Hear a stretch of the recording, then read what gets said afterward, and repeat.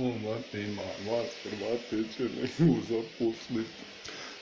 Prije par mjeseci sam se zaposlio na građevini gdje po običaju opet neko pere bare.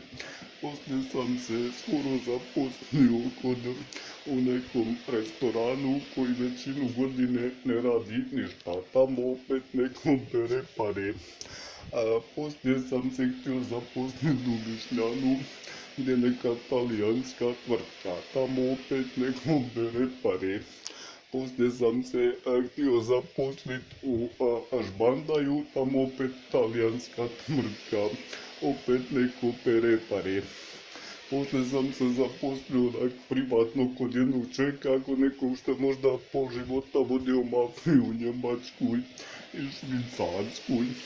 A znači u toj vašoj Hrvatskoj se jako teško zaposliti, jer mnogi peru novac.